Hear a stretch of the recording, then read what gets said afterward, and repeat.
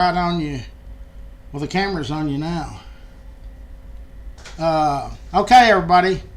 Larry, Fort Worth Memories Museum and Groups, and YouTube at Fort Worth Memories. Our second guest is here, Michael Crane. He is currently a city council member. And let me get connected here to everything. We're just now on YouTube, and I'm going to share it to all of our other. There we are. I'm going to share it now to the internet. And we're going to share it to the political group, live videos. And we're on about 7 platforms. Tag me in that, and it'll show up to all my followers too. How do I do that? You just put where it gives a description. On share? Yeah, I think so. Yeah, and right I there can. where it gives a description, if you just put at Michael D. Crane. Oh yeah. It should Yeah. pop up. Yeah, I need to start doing that. There's Michael D. Crane, which is my personal, and Michael D. Crane for Fort Worth, which is the other one. AEL. Not popping up. Yeah, there's real estate, Fort Worth, and what's the other one? Just Michael D. Crane? Michael D. Crane for Fort Worth.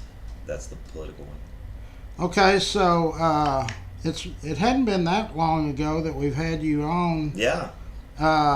What's new that going on with you in your life? Everything is going on at this point. We've, we're in the middle of campaign season, but listen, I don't think if you're not out doing the job, I kind of have a Betsy Price mentality that you're out all the time, then you don't have to worry about the campaign. You just keep doing what you're doing. There's not a neighborhood meeting that I'm not at, or an event. If you invite me to something, I'm probably showing up, and even if you don't invite me, I'm probably going to show up. So we've got a great city and have to keep it that way. So we're now at number 11th largest city in the country. I think 15th county. Yeah. Are we moving too fast? So technically we're probably 10th. I know officially we're 11th, but the numbers we know we're doing, we overtook Austin to get us to the 11th. Right. I think Jacksonville is above us. Listen, I think you can live in a dying city or a growing city, and I know which one I want to live in. And sure. So you look across the country at some great cities, and 20, 30 years ago, some of the top 10 cities are now 30th or so, because they just didn't, I think, look ahead and get things right. And I think we are in a lot of different ways. Viewers can't see it, but we're making coffee or something here on the video. It's okay. It's okay. I don't know what it is. It's pretty funny though. Hold on just a second. Okay. No, I'm good with it. It was just. But I mean, I don't know where that's coming from. Yeah, I don't either. It says OBS Studios not responding. Hold on, let me change this. Say something now. Hello? Hello? Yeah, okay, and let me redo this. Technical problems here, folks. Hold on. There you are. Yeah, that's me with Marshall. Okay.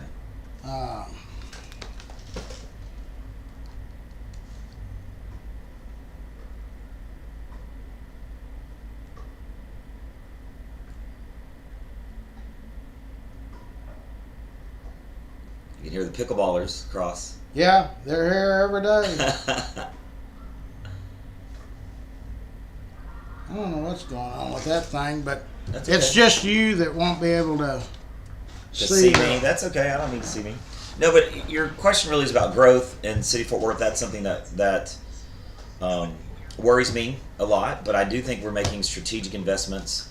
We'll have a 2026 bond that comes up. If most people don't know, in the general fund budget, which we pass every year at the city, we have that's just maintenance of sorts. But any major reconstructive streets, new libraries, new police stations, fire stations, that's all bond money.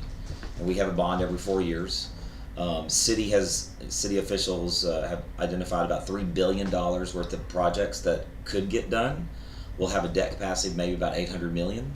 So that tells you that we've got to be strategic with those dollars and what we do with those dollars. And I know there'll be a new fire station as part of it. There'll be a new, I think, police station as part of it. But we're just now getting briefed on that, and there'll be public comment periods where people can go and talk about what they want to see.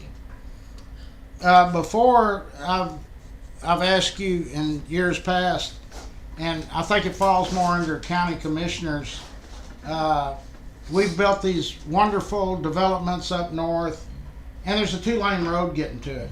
And so I just asked Marshall, we're such an attractive area to people to move to, businesses, people. Can't we demand these developers? Not only are you not going to get a tax abatement, now I mean some of the huge ones I guess we got to work with, but we want y'all to help out on these roads and stuff here. Are we not in that position? Sure. And I would say, you say tax abatements. We don't give tax abatements to everything. We definitely don't give tax abatements for residential developments. If there's major businesses we want to attract, then we will figure out in it that we have very strict guidelines on what that is, meaning they have to produce so many jobs at a certain level, not just hourly jobs, but I think it's somewhere in the neighborhood of at least average of $60,000 to $70,000 a year jobs. On top of that, they have to create a number of jobs, et cetera. So we have a really, I would say, stringent process anytime we give away tax dollars, and it's not frequent that we do. We have what we call transportation impact fees.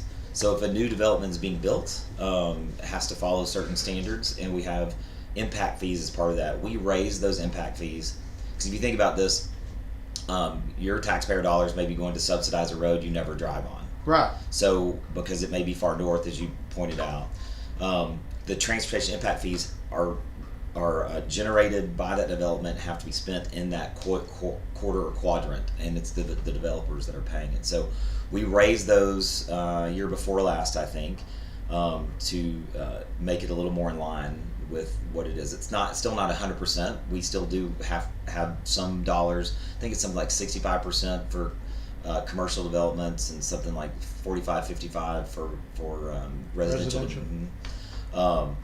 But we do have an ability and do have the ability to recoup some of those costs. What I'll say, what you're hearing for some of your watchers that are far up north, development was coming and we didn't plan ahead, and it came very quickly. And my district runs from TCU all the way out to Walsh in the west part of Fort Worth, so I have all of that basically outside of 820.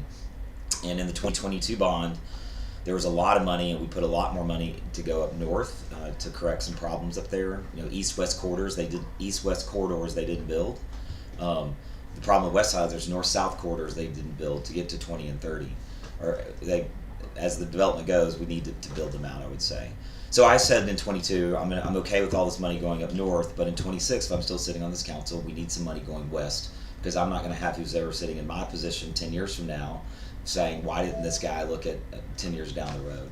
So we are, and I will say we're thinking ahead, but we are a big, fast-growing city, and we just have to manage it as well as possible. Is the city working in conjunction with, I guess, the state? We're really getting a reputation for making movies and stuff. Mm-hmm. And I think I've been in yes. Lioness. I was in Lioness. We've overcome. I think we're ahead of Austin now, or close, or whatever. So, but y'all are down there fighting for dollars coming up here for this, and we're lucky. Taylor Sheridan is. Yeah. God, we're blessed that he's doing all these movies here. Yeah, mayor's been very proactive about that. I've been on record saying, that we need more dollars. We lose productions to places like Georgia and Arkansas because they have very, very strong state incentives. And that gives some people heartburn, because I have some real conservatives say, wait, we shouldn't be subsidizing, Hollywood and blah, blah, blah. But what you just brought up is the case. Taylor Sheridan and other people like him are filming right here in Fort Worth, Texas. Right. And for every dollar, there's statistics, we talk to Visit Fort Worth, et cetera, for every dollar we invest, we make $5 on it. Most people look. And the reason I did want to, I was on Lioness 2, season 2, episode 3. I'm sitting at a bar when Zoe Saldana's character comes in, and Nicole Kidman sitting right behind me. and I just filmed the Madison, so I'm a background actor in the new Michelle Pfeiffer, Taylor Sheridan. It's called The Madison, and then on the 7th I'll be filming at Bowie House. Landman 2 is filming there, so I'll be in a little dinner scene. I say that all not to be braggadocious, but to say they actually need extras. So if anybody wants to be an extra, there's Legacy Casting does all there. But I wanted to see for myself, and then I wrote a little article for Fort Worth Texas Magazine about, we only think about the 3 people in front of the camera. You don't think of the 50 or 100 that are behind the camera, and all the other things that happen. Hotel rooms that get occupied, and the restaurants and all of restaurants that get occupied. You know, apparently the Sushiyaki that's right down in West 7th is one of the favorite places of Nicole Kidman, and because Taylor went there at one point and told him about it. And so there's a effect that happens because now people are coming to visit those places, and outside of this, the spin that happens across the board with just the production in town. And Cattleman's. He owns it, doesn't he? He owns Cattleman's now. You know, if you've driven out Highway 80, where Burke Harvey and that group, Gigi Howler, are all doing great things with JD's Hamburgers and Margie's. The Murren property across the street that was the Patch Cafe and Landman, they're filming there now too. Right. So there's just a lot of trickle-down effect that happens every time we can invest. And from what I understand, I think that Taylor would love to put a huge production studio that he owns right on the west side of Fort Worth. It's closer to some of, he's bought a ranch out there, a couple of ranches, and some of his folks have bought ranches. So there's a residual effect of what's happening here in Fort Worth that creates a ton of jobs. Yes. So, as far as how far out, people have asked me, and I know I wasn't involved. We were trying to put a detail shop in an area over off West 5th. And so is there always a 10-year plan, a real expensive plan that the city does? We have a comprehensive plan. How often is that done? So we haven't redone. We're in the process of redoing it now. I think it's about 20 years ago it was redone. We're doing it now. There's been a lot of public input, and that gives us guidance on land use, what it should be used for. Right. And I would say there's a lot that we didn't anticipate because there were some where I am, West District 3 west part of Fort Worth still says ag use. But we know now it's going to be residential or commercial. We need major commercial, maybe some major manufacturing there. So that's what that comprehensive land use, and that'll guide zoning, that'll guide us, that'll help people sort of target areas that say, for example, if you remember, I don't know, it was 3 or 4 years ago, Rivian was talking about, that's the electric vehicle. Yes. And there was about 2,000 acres they wanted to take, and it was part of Walsh. What we realized there was that's perfect from some major manufacturing. It's sort of out a little bit, but there's residential and some tangential commercial that could be built. But we didn't have utilities there. It was going to take us about 2 years to get utilities there. So we committed to get utilities there, knowing that we have this major tract of land that we could market to some major manufacturing. So I think we're within about 6 or 7 months of having those utilities out there. Rivian also got free land, which from Georgia, which is the reason they went there. We couldn't do that here because it's private land. But overall, I think we're making some great strides in just putting that infrastructure in place as part of that. How about our new city manager, Mr. Chapa? I think it's a great choice. Yeah, I've known Jay for 20 plus years. When I was an intern for Mayor Barr back in the late 90s, he was circulating around, I think, in the economic development department. There was no other choice for the city manager. We had some good candidates, some other internal candidates. He had sort of left the city as deputy city manager, and that was only because David Cook, the city manager at the time, couldn't give a timeline of when he was going to leave. I think he would have stayed, but he left, and I think he went and got some good new additional outside experience working with some clients, A&M being one of them, what they're building downtown.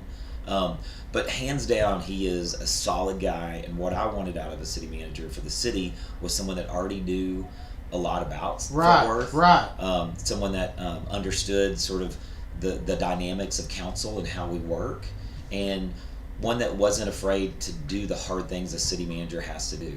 And if you look back, first of all, there's probably not a major project or any project in the last 20 years that Jay Chapa didn't have his hand in. When I think about major developments across the board, things like that, he knew what they were. And on the other side too, there were some tough I would say human resource personnel issues that needed to be handled that Jay was the one handling it as deputy city manager. So he's stepped in already and made some great changes. What is the members wanted? They hit me with it yesterday. What is the actual game plan for the convention center? Yeah. So we're in the process now of what we're calling phase 2. So phase 1, if you can imagine, the convention center is the part that's closest to the water gardens. Okay. Then phase 2 is kind of in the middle, and then phase 3 is the flying saucer piece of it. Phase 2, where it sits, we will straighten out Commerce. If you Right. know, Commerce Thank kind of God, goes around. yeah. Straighten out Commerce, which will create some space on the other side there for a hotel. We need more hotels in Fort Worth, and especially in the downtown area, to accommodate what would be activity at the convention center. And then my understanding is March of 26 is when sort of the last events of any kind will be held in the flying saucer, and then that will be torn down, and I forget how many thousands of square feet of convention space will be built into that, and that'll, I think, have a view down Main Street towards the courthouse. Those plans, I don't know when that actual work will start. You got to finish phase 2 to get to phase 3. But basically, my understanding, so there won't be any more concerts or any of that down there. It'll be more conventions, in which we will need hotels. And so in the past, you and Maddie and Betsy and everybody says we compete basically with, who's the 3 cities we always are in competition Well, with? kind of Nashville, Sometimes Austin, depending Austin. and I mean, as far as size-wise, Jacksonville, but Jacksonville. Yeah. So will that move us into a different, because we're going to be able to accommodate more conventions. That's exactly. I mean, we knew we were missing major conventions because we did not have the space for them. And you can, if you have a big enough space, you can have multiple conventions happening at the same time. Sure. So that's been sort of a push from really Visit Fort Worth, who have all the data and metrics for a long period of time. And I'm sentimental about the flying saucer piece of it. Sure. I went to concerts growing up there. I went to both nights of U2 and Garth Brooks, etc. But what I don't think most people know is when Dickies was built, part of the agreement is you could not host concerts or any competing activities in there. Like Dickies had right of first refusal. Sure. So if you notice in the last whatever, you've had some minor gymnastics things in there. There haven't been really concerts, but they've been maybe the circus or something else was in there. But it really has been underutilized for a long period of time. So I know there's a lot of nostalgia with the saucer piece of it, but I think what will be built will be beautiful and will allow us to really capitalize on what we're missing. If you think about the hotel occupancy tax, we get a ton of money that operates the city. So we need those hotels full. We need more hotels with more of that tax. That these are outside people coming to pay when they come to Fort Worth, Texas. We also, with the conventions itself, what that brings to the restaurants and everything else tangential to just occupying that space, it's a win-win. And I think a lot of people also don't know. We got a ton of ARPA dollars, CARES Act, ARPA dollars during COVID. We made strategic investments in things, and the convention center being one of them, with those dollars that would return dollars. We didn't have to shore up our budget. Other cities had to shore up their budget. They had budget shortfalls. We took and made strategic investments with those dollars that will return dollars into the future. So, whose job is it to sell the city for conventions? Who's Visit Fort Worth. Visit Fort Worth. Yeah, that's run by Bob Jameson. Right. No, they're our arm out to that. But really, I would say, if you think about it, every Fort Worthian is selling Fort Worth when they go places, right? And we should be. Throw on a Fort Worth hat when you travel somewhere else and tell people about it. And I love it because we're growing so big, and we kind of talked about that, but we still kept our culture. When you ask people about Dallas, they kind of don't know what the culture is. You ask about Houston, they don't. When you ask about Fort Worth, people know what our culture is. Yes. And it's so we're all sort of ambassadors when we're out, and that's how I view myself when I'm out somewhere else too. But Visit Fort Worth is the main arm that's really going to other conventions or going to other places. The arm when people come in. But the city, the mayor will get involved too if we're trying to attract certain folks, and if I'm asked to do something, I will too. I bought a lot of Eamon's stuff. I know it's awesome in here. But I bought his memoirs, and in 1930, he said it's much easier for me to sell Fort Worth as Fort Worth Yeah. than me as a cowboy. And he Yeah. tried to. Yeah. He wore the boots and on the horses and all of that. Yeah. And he had Shady Oaks Farm and brought all these people in. But he said it's much easier to sell Fort Worth. And a lot of people don't know. He started Texas Tech College. He was the first chairman of the board. Wow. Loved West Texas. Yeah, yeah. But it is easy for us to sell Fort Worth. We're a laid-back community.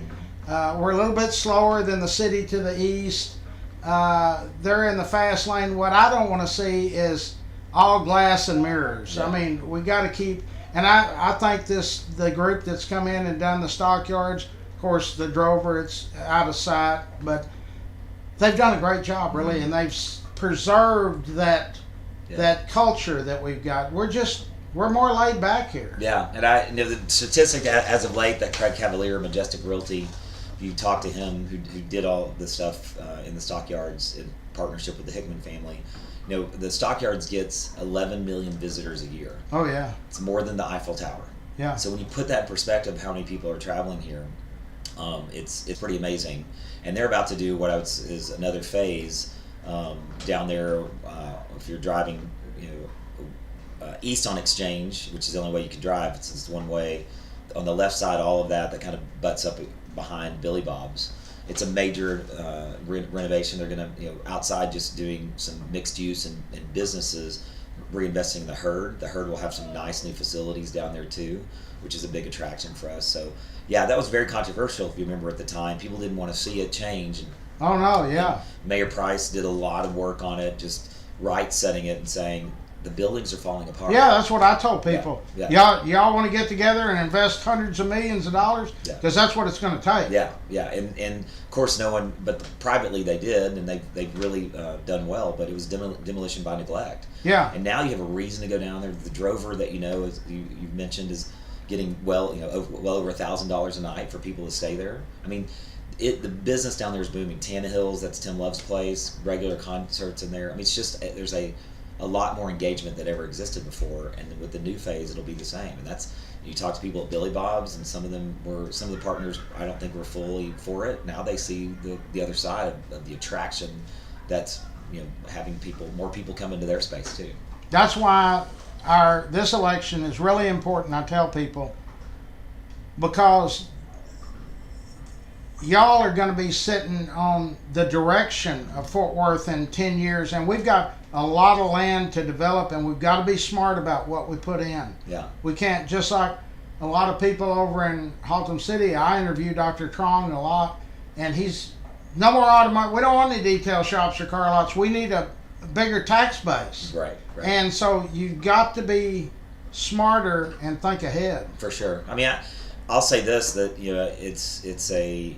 I live it every day. I'm in the thick of life right now. I'm 52, almost 53. I've got twin 16-year-olds and a 9-year-old. I've got 83-year-old parents. So I know that the decisions I make are affecting across the generations. So right. It was an easy when we were asked what we want to do with an over 65, raising the homestead exemption for over 65 and disabled. That was an easy one because I'm thinking about my parents and how that helps them. Sure. I'm also probably around the corner from 65 a little bit. So, but then you think about creating some safe spaces or making sure our roads are great. And I'm thinking about my 16-year-old kids driving those roads and what does that look like?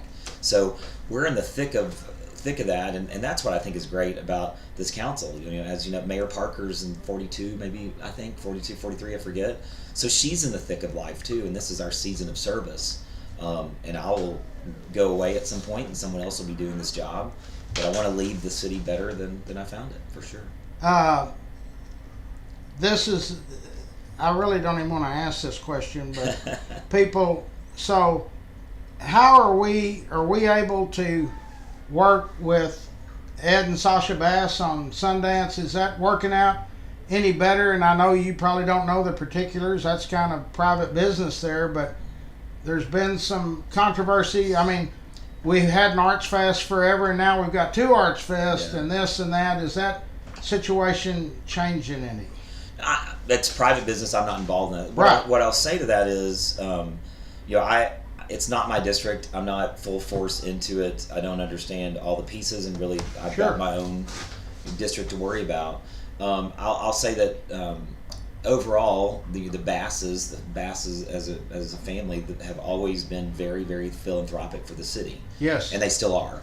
And I would say they're doing it in their own way. And so, I get asked that question too, and my sort of answer is, it comes from a negative point. People are saying, downtown's falling apart, blah blah blah. This is my answer to it. If you're talking about the 36 blocks that are privately owned, that's not something the city has any oversight of. No, right? no. We can't do anything about that. No. And I, just like with anybody's business, they have their own vision about what that business Sure, should look like. sure, that's what I say. But what I can tell you, when you talked about downtown, is you've got over $300 million investment with Texas A&M that's coming on the south part of downtown, and then you've got Panther Island when that gets going, but also the paddock and the other piece that will tie into the courthouse.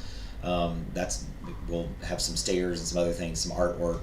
But there's a lot going on in downtown. We obviously just opened new City Hall. Yes. And so what I'd say is, I think other things will take care of themselves, and a vision will be set. But I'm not so pessimistic about what's happening overall, because I think when you look at overall the whole picture, we still have a great downtown area. We get the convention center done, we straighten out the street, we get a new hotel built.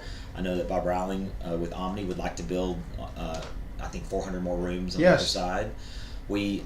Sheraton just did, I think, a $7 million renovation there down on the end of by the Water Gardens.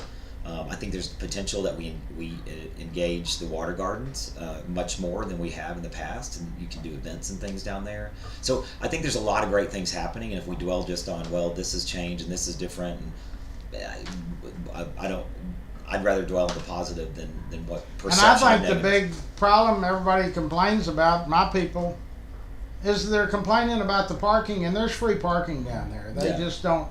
What we don't know, we're not knowledgeable about stuff, and that creates havoc. Everybody, just like at the stock show, it's $27 to park. There's buildings over there you can park at for free. Yeah. I think so.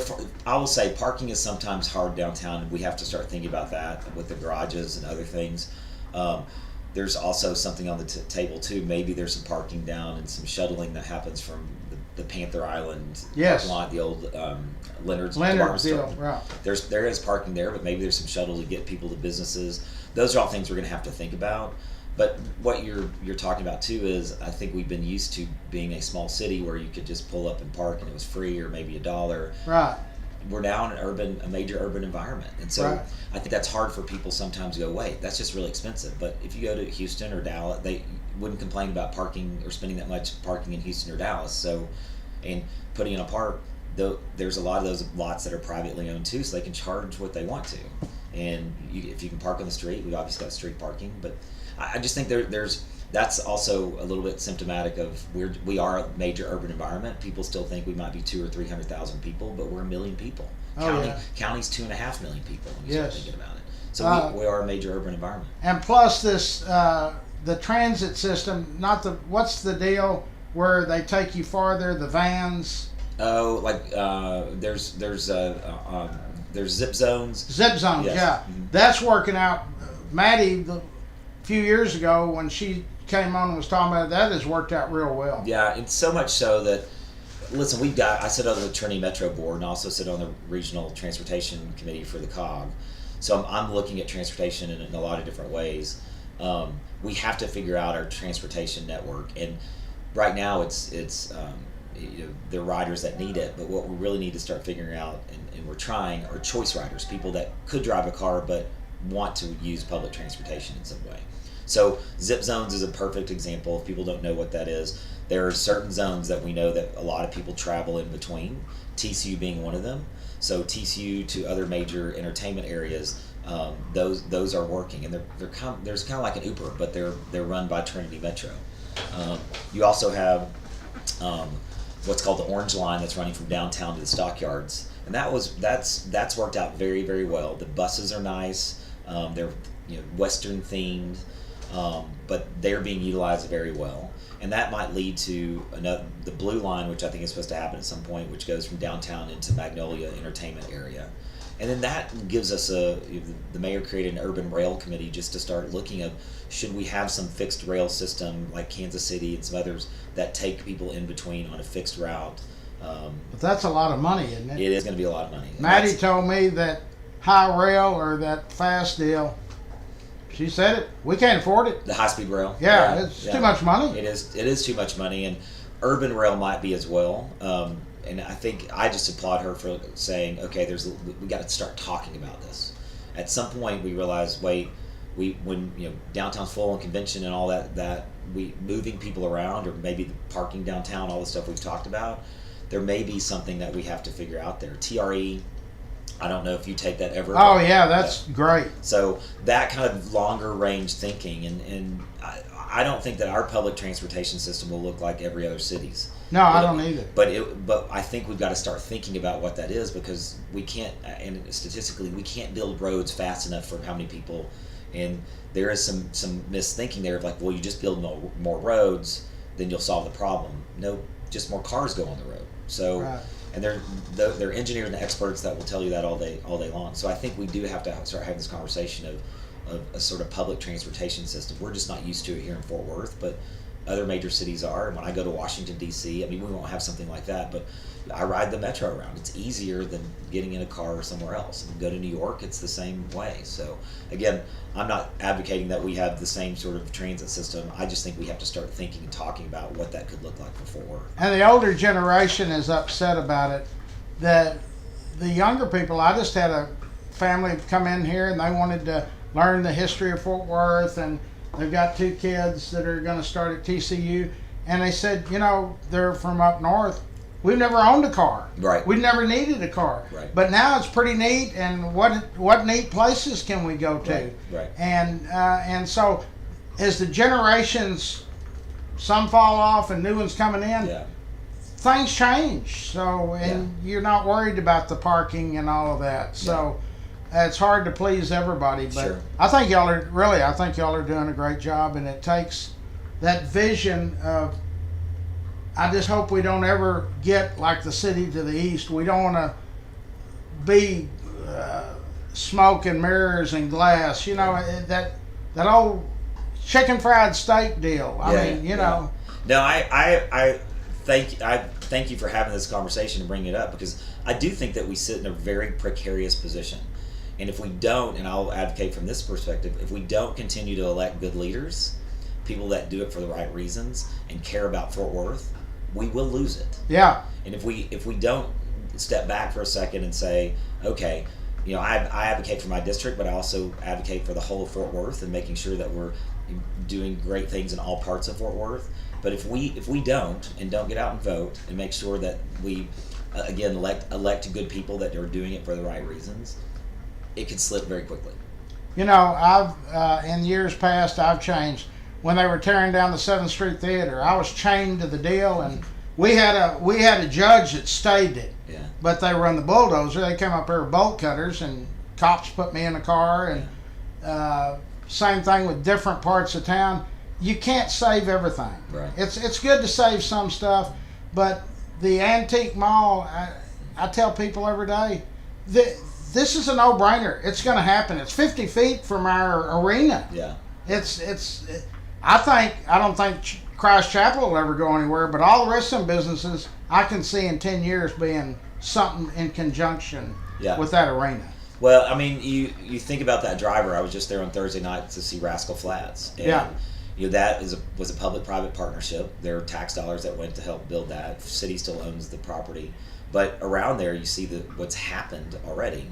I mean, it's attracted, I'm not saying solely, but Bowie House that's just down the street. Sure. You see, UNT Health Science Center.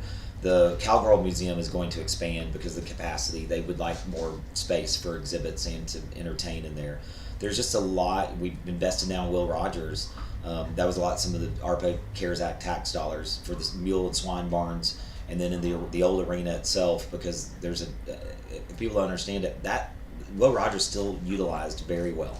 Cutting Horse, other championships that go in there, and this is real money coming into the city, and so all of that is attracting eyes. And I think the antique mall was controversial.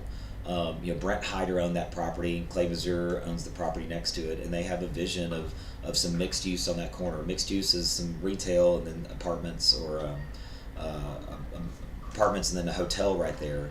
But I get that there's some angst because we're letting it go, but we always, I think it's a balance, right? You can't save everything, but No. there's some really gems you should save, and you have to look at, is there real historical value, or is there more value that could be brought to that?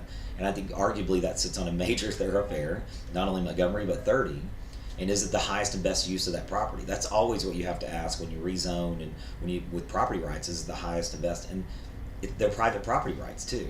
We had some neighbors angry that what's going to happen, but also lost in the deal is that there'll be some property actually given in Botanic Gardens rezoned. Right now, I think the Botanic Gardens are zoned something. They're not zoned. Though the Botanic Gardens will never go away. They're not zoned as community facilities, which means it would take something really major to happen. They'd have to be rezoned to do something with it. That's all kind of a master plan in that area, and I think it's a good thing. I mean, change is sometimes hard for people, but at the same time, if you look at what's going on, and you have people, the traffic is going to be horrible. Listen, I know at noon on Sundays, I don't go down that street because you've got Christ Chapel and you've got the police out there, etc. We'll just have to work through those problems. But overall, I think it's a good use. I'm proud of Hyder and Missouri for bringing a vision. But you're right. The Dairy Queen's already gone down there, Sure. and something will be built there. And you've got a lot of the businesses that have been there for a long period of time. And they served their purpose while they were there, and it's never, times change. Yeah. And attitudes change, and that area has got to be for the events that we have. Yeah. So I was going to ask you about Will Rogers. That's still, do we still bring in that futurity deal Yeah, here? We yeah. bring in all of that. That brings a lot of money in. Brings a lot of money. It brings a lot of money because of the event and the people that have money, they're staying at hotels, they're paying the Booty House prices and the Crescent prices. But there is a and I didn't know really until doing this job how wealthy those horses cost a fortune to begin Oh with. yeah. And then everything that's surrounding it. So we've put a lot of money into upgrade the bathrooms and other things inside of Will Rogers. We'll get to another part, but it really is I forget how many nights it's programmed a year, but it is programmed. That's still. owned by the city, right? Yes. Yeah. Yeah. So, and they have had some little concerts. Mm-hmm. I think it's a great deal. I can remember, of course, I'm older, 20 years older than you. Will Rogers was our deal. That's where I saw my first concert, Kenny Rogers. When the convention center came, I always liked Will Rogers Yeah. better. The sound system wasn't that good, but it was just great. So times change, and I think y'all are doing a great job down there as far as looking ahead. We got to look ahead and spend our dollars right. And like when Manny came, the CCPD deal. Yeah. Manny said, "Hey, I got to come on. Because our members didn't know what the hell is this." Yeah. And he came on a Monday and a Friday, and when we finished on Friday, he said, "They're not getting it. I'll be back Monday." Yeah. He came on 8 times total. Wow. Two times every week. Finally, he said, "They got it." Yeah. And I've interviewed Manny over 100 times. Wow. He's real transparent and does a great job at it. And so that's what we got to have. Just like the last time we had him on, they were talking about, well, why are we starting this project and this project? And he said, there's dollars out there, but he said, like going down Boat Club Road, the state doesn't have the engineering done, so we're adding in other words, you're trying to improvise. Sure. That was like when we got hit with 9/11, George Bush says, well, get FBI and CIA, well, they don't interact. Right. And he says, what do you mean they don't interact? Right. And the right hand doesn't know what the left hand's doing. And Manny said that's kind of the way it's been in all these municipalities. Yes. Yeah. And there's egos and there's different things. Yeah. We just all need to start thinking more of best for Fort Worth. I'm so happy with our TCU athletics, these high schools. We're really shining out there. Yeah, for sure. And so ever since Mike Moncrief, Betsy, Maddie, I've always said, why don't we have a pep rally at least once every 2 months, do it at Will Rogers or do it somewhere, and everybody wear a name tag and say, hey, I'm Michael Crane, I own this business, because we don't know. we're not knowledgeable about what's really out there available for us. Everybody says, well, Fort Worth's got its own TV show and we've got My Fort Worth, but I think it'd be a real cheap deal to do. We own Will Rogers. Just say this month's pep rally is going to be at Will Rogers on a Saturday from 7 in the morning till 7 at night, and let vendors set up their stuff and get acquainted. Yeah, interesting. Yeah, interesting idea. But anyway, we've been fortunate that we've had great people have told me, well, he's a Republican, he's a Democrat. The person I call Mr. Fort Worth, and it wasn't John Peters, it was Eamon Carter. Yeah. He was Democrat. Everything was Democrat. Yeah. And he put Fort Worth in. I remember reading in his memoirs, Eamon would wear, anytime he'd go to any of the games, he had a headband that said Fort Worth. Marvin Leonard said, well, I'm not going to wear that. He said, you go on with us, you are. Yeah. And you got to have a little pride in your city. Sure, yeah. And that's where I think sometimes we lose the boat. Yeah. And the city's everybody, Yeah. all. Yeah. Well, I'll say this to the comment. I work for George W. Bush, so you can figure out where I sit. Of course, some people today would say, well, you're not really a Republican. And my job is nonpartisan. I love it that it's nonpartisan. Right. And on any given day, you need 6 votes to get something done on the city council. Majority of the time, we're 11-0. So we figure out how to work together. And I would say that's what I think makes Fort Worth special. While the city to the east are shouting each other down in front of council and throwing things at each other, whatever, our dais works well together. And I think that's what the job and the city deserve. And I'm glad that we're in that state. That's the precarious that I talk about. Depending on who sits in the seats, that can change. Personalities change, obviously. So I'm proud this council, under Mayor Parker's leadership, works really well together. And I said this the other night at an event that I had a fundraiser and Mayor introduced me, and she had to leave to go to her kid's game, and I said, we have a great mayor because you don't know 90% of what she does. You may see 10% of it out there. It's on social media. They post about it.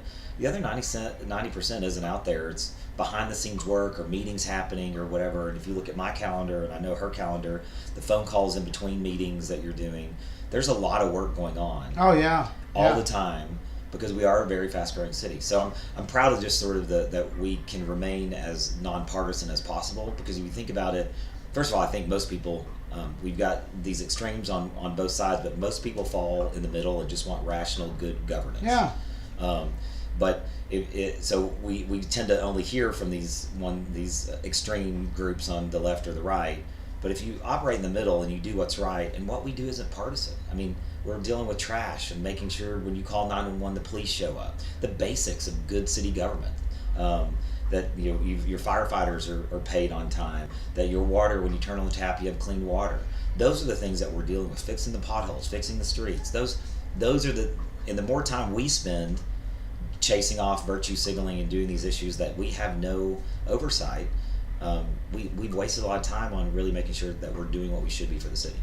I like it with you turn on the TV or on social media and you see Maddie or you or somebody at a high school football game. Yeah. You don't see that at the city to the east. They don't even talk about that. Yeah. We're still hometown, small. We're the largest small city in the world. That's right, and I like that, and I think we've been able to hold on to that culture.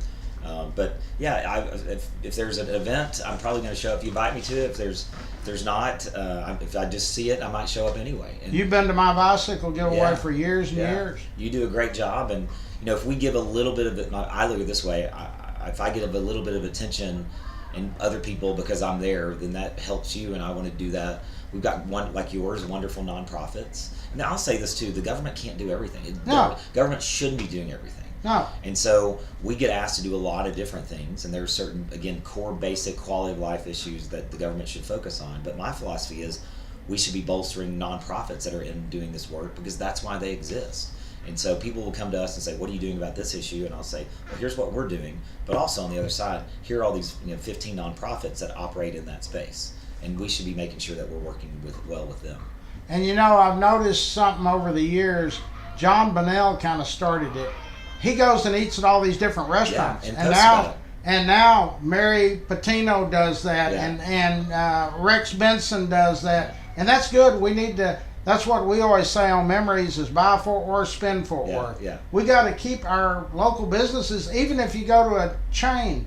The Jack in the Box down the street, it's usually owned by somebody that's local. Right. So it's great that we really work together as a community. For sure. And that's all we need to keep going. One other thing that they just asked me about, and I asked Marshall about it. It's going to come up under your deal. The casino thing. Do you think that's? And I had a group come in that's pro.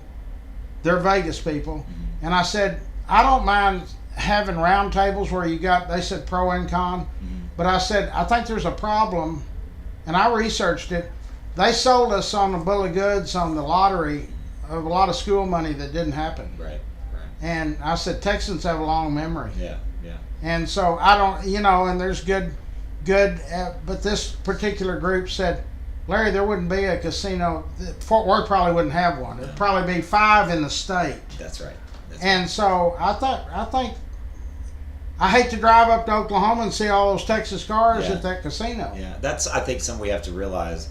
The lottery was sold because they realized they could get it through, and with budget deficits, etc., by saying it was tied to education. Very shortly after that, it started going into the general fund. Right. I wouldn't compare this as the same. I would look at this and see what you just said. How many dollars are we losing because they go across the border? Right. And there's a lot. I can't give you the number, but I know there's a lot. What the bill that is currently going through would do is create 5 licenses in the state of Texas, 4 or 5, I forget. But it would require a vote from resident citizens to authorize. So that's what they would put on the table is then coming to you as voters and ask. I'm all for that. If you have I would say this, something that controversial or something that people want to make controversial, why not let everybody have a vote? People are like, well, you've already elected a representative and they should be able to voice the vote. But I get a lot of times like, well, I would have liked to have had some real input on that. And I think overall, if you start looking at it and people start looking across the board, and yes, there are vices that go along with gambling institutions, Sure. and that's what people are, but there's probably a lot of positive too as part of it. Should be a lot of positive. We've even talked about even locally, poker rooms that exist. There's one that exists right over the border in Parker County, but in Tarrant County, they're not necessarily legal at this point. But what that does is just force people to go to underground games that may not be safe. And really, I looked into that. A group wanted me to front one of those. Yeah. You have nothing to do with the gambling. You rent a chair. That's it's right. $10 a That's chair. Right. That's right. So it's I don't want to put those together. That's just 2 different things. People have some resistance to the poker rooms. I kind of look at it from a perspective of I know people that are going to places that are unsafe because they want to play, and this is all they can do. So why are we not creating safe environments? I've talked to our police about it too. You remember Officer Hull was killed in one of these games. I got a memorial to him right Yeah. in there. So I look at maybe from a more optimistic perspective of I think you can regulate them a lot easier. And then you can parlay that into gambling. People are already doing it. Yeah, even on you can the make sports online betting, bets. You just get a VPN and you can do it so it doesn't look like you're in Texas. It looks like you're in another state. So I think if there is and tax dollars to be realized from it, and that's what would happen, we should be thinking about that. We just need to make sure that the money, like you said, they sold it on the school getting the money and then it went in the general fund. A lot of people think, well, it went in their pockets. It didn't go in their pockets. Yeah.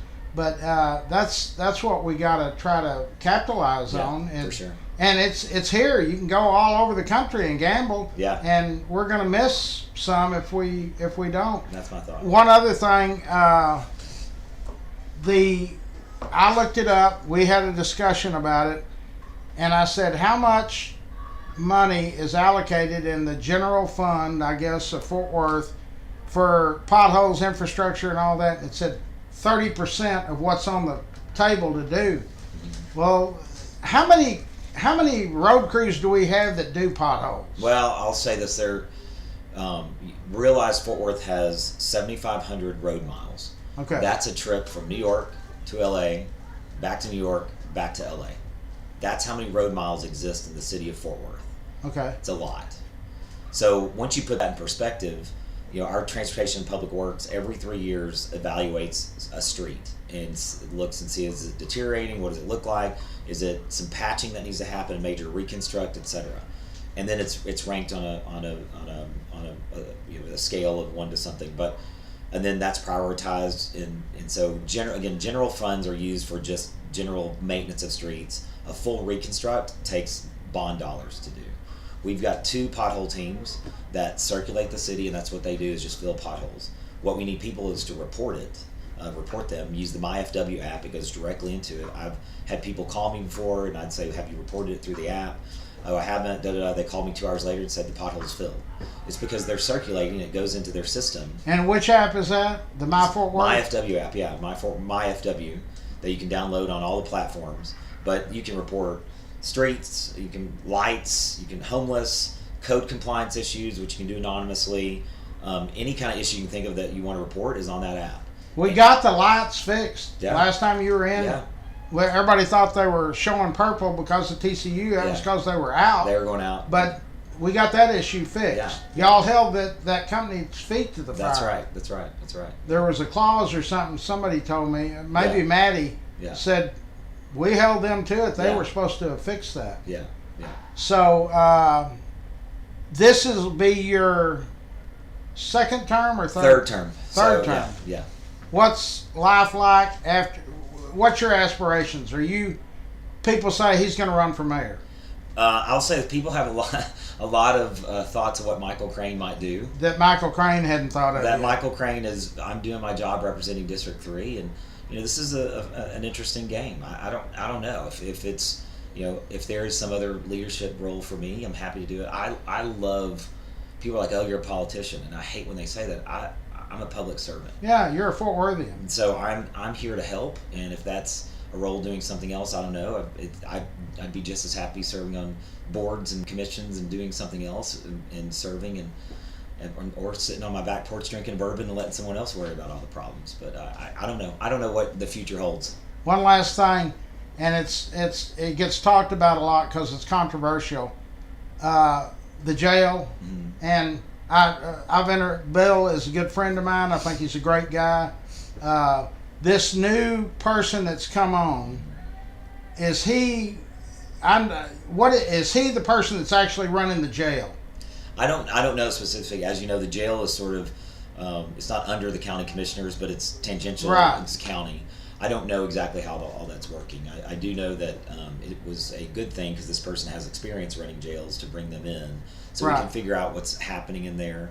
I mean, it's clear that our jails are overcrowded, and that probably adds to the problem. I'm not sure if that's indicative of more crime or indicative of an inefficient system that's not moving through the process. I don't know that. I can't weigh on that. But I think one death is too many. Sure. So we should be figuring out how we take care of people that. And plus, you've got several thousand people. There's somebody going to die anyway of any group. Let me ask you this: we've always seemed to be behind on number of police officers. Are we caught up now, or? So we are in line. I'll say this: everything that Chief Noakes has asked for. As part of the process, we've authorized in our budget every year. So whatever, right sizing our police, we've authorized. We are on par by 2026 to be fully staffed. Okay. There was lots of attrition, especially COVID, post George Floyd and everything. There was lots of attrition. There was also just been attrition due to retirement and age. When I say attrition, from people didn't really want to be a police officer during those times and left and realized they could retire or just didn't enter. We've done a great job of recruiting, and we'll be fully staffed by 2026. No other major city can say that. And I think one year somebody told me, maybe Manny won. 2018, we didn't even have an academy. Probably so. So I mean, I don't know what that was equated to, if it was budget or what. So it kind of threw us off, they said. Yeah, and there was some now we're getting catch up. But 2 years ago, I think we authorized 200 new positions. Right, y'all did. Yeah, and so 206, I think, in the end. And if you remember, like during COVID, George Floyd, there were major cities disinvesting in their police and public We safety. didn't do that. We didn't do that. Right. We doubled down on it. y'all as citizens passed overwhelmingly the CCPD Right. for a 10-year, which gives us the police department ability to plan over 10 years where those assets will go. We were able to get a new helicopter, Air One, out of it, which was great. But all of that to say is I think we've done right thing, understanding that if we don't have a safe city, we don't have a great city. No, I think they is Noakes on his way out? Yeah, or- he's retiring in May, and we've started. The city's hired a search firm. We don't hire the police chief of police. The city manager does, but there will be a very public process that's already somewhat underway. I think they are getting applications now, and then we'll go through a public process to do it. I don't know that the new police chief will be in place by the time Noakes leaves, but we'll see what that looks like. That's something that's always been a pet peeve of mine. We look for a new superintendent for the school, new police chief, and we hire a headhunting firm and pay them X number of dollars. I've always thought, don't we have somebody in the system that's come through the ranks? Like with the schools or police department, whatever. We've got 30 or 25 or 30-year veterans that have done several jobs. Why couldn't they? It seems like we bring somebody in from some other city. I think it depends. I think sometimes the process is healthy to do that, to understand maybe what's out there. If you remember, David Cook was former city manager of a national search. We did do it using an outside firm. For Jay Chapa, we did a national search, but we used in-house Thank God. person. Yes. So we had some good candidates that were identified from other places. Jay was the clear choice. I think there's also with the sensitivity around a police chief that a national search using a firm is probably a better thing, because they're going to have to do more public public meetings, etc. Since they have a lot more interaction with the public than the city manager does in a lot of sense. So I think sometimes going through that process is healthy for us, just to see what's out there and who we might be able to attract. Doesn't mean we wouldn't end up hiring someone internally to do it if they're the best candidate. Sure. I think we just got to find the best candidate, and that's what we should be selecting on. Who's the best? Okay, so I know y'all are busy. You got another event to get to. Yeah, I gotta. And, Yeah. The elections when May 3rd. May 3rd, early vote starts April 22nd through 29th, and May 3rd. So Where will you be at? Or you don't know? all over the place. What do you All mean? over. Like the day of the- Sometimes people go to different areas that they stay at, mostly on Yeah. the day of voting. Yeah, I'll probably be in my core area. I'll be at 22nd through 29th at a lot of the polling places. My core is Southwest Regional Library, right there by Overton Park Elementary, and the synagogues, and Como Community Center, in the heart of the district, and then maybe over at Southwest Sub Courthouse, where Commissioner Miles' office is. Those are sort of the top three places. Sometimes Benbrook. Will the hours on early voting be 7 to 7? Or I think it's like that. They can go to Tarrant County election website. I don't have that on me, but it'll tell you the hours, and it's something. The day of, I think, is 7 to 7, but I think they, depending on the Sunday, what time it is, it might be 1 to 5 or something. I don't know. Yeah, on Sunday it's different.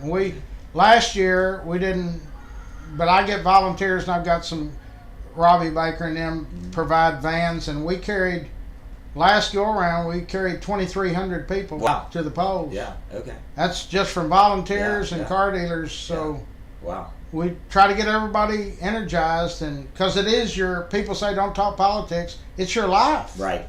For sure. Anyway, Michael. Larry, thanks for having me on here again. I appreciate you. it. If I can help with anything, if I can help y'all with anything, reach out. Happy to help. And be sure and go on there and answer questions if Yeah. they've got them. Okay, guys. Thank you. See y'all at the new Blue Mound on Vic.